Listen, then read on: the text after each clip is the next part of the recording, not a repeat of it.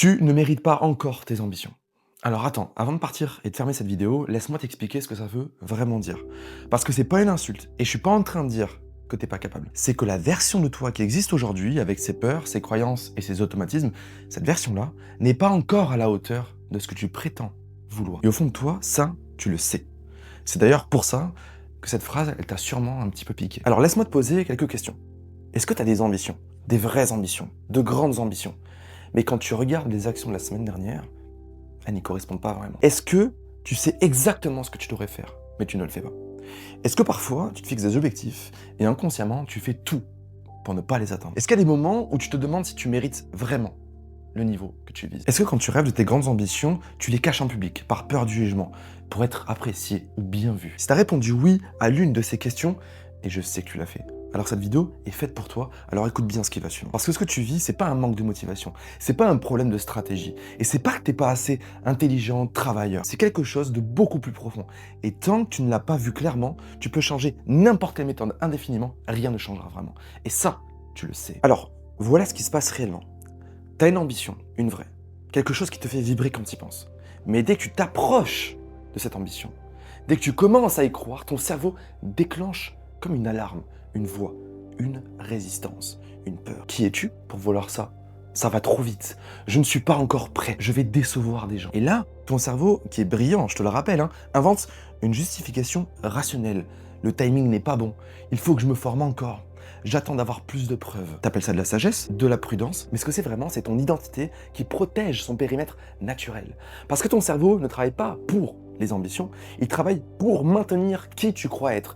Et si tu crois être quelqu'un de modeste, de raisonnable, qui ne prend pas trop de place, alors à chaque fois que tu t'en approches, il va freiner. Alors attention, pas consciemment, automatiquement. Et c'est pour ça que les gens intelligents stagnent.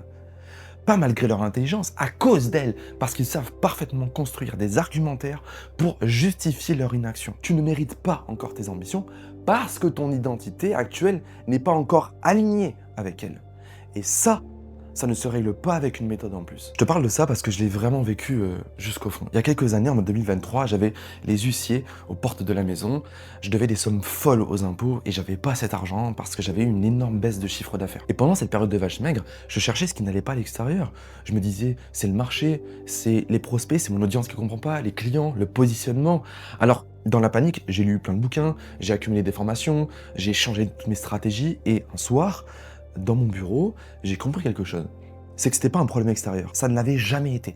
C'était moi qui prenais des décisions depuis un état de manque. C'était moi qui construisais depuis une identité qui n'était pas vraiment la mienne. C'est moi qui attendais que les circonstances changent avant de changer. J'ai pris tout l'argent qui me restait et je l'ai mis dans un accompagnement. Pas une formation en plus, un travail en profondeur avec quelqu'un qui n'avait pas l'intention de me ménager. Et ça a tout changé. Ça a tout changé, mais pas les circonstances, moi. Et quand toi tu changes, les circonstances suivent obligatoirement. Alors voilà ce que j'ai compris et ce que je veux te transmettre. Tes ambitions, elles ne sont pas trop grandes, elles sont exactement les bonnes. Le problème, c'est l'écart entre ce que tu veux et ce que tu t'autorises à être. Et cet écart, on l'appelle identité, on l'appelle croyance, on l'appelle peur du regard des autres, besoin de validation, sentiment de pas mériter. Et c'est pas un défaut de caractère, c'est une programmation. Elle s'est installée bien avant que tu sois entrepreneur.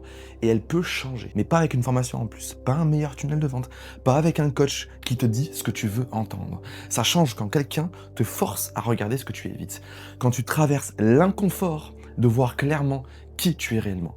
Et quand tu commences à prendre des décisions depuis cette version-là, pas depuis la peur, c'est ce que j'appelle la maîtrise personnelle. C'est la seule chose qui sépare les gens qui atteignent leurs ambitions des autres. J'ai créé Puissance Personnelle pour ça, 3 mois ensemble. Un coach attitré pour tes blocages spécifiques, tes sessions collectives avec moi toutes les semaines. Et tu as aussi une formation structurée et puissante pour t'enseigner l'art de la puissance personnelle, du positionnement et de la croissance saine. C'est aussi, et ça j'adore, une immersion en présentiel, ensemble, tous ensemble. Je vais te transmettre les outils que je donne à mes plus gros clients en privé et je vais te forcer à faire le vrai travail. Celui que tu repousses depuis des mois, voire des années. Ça sera pas confortable.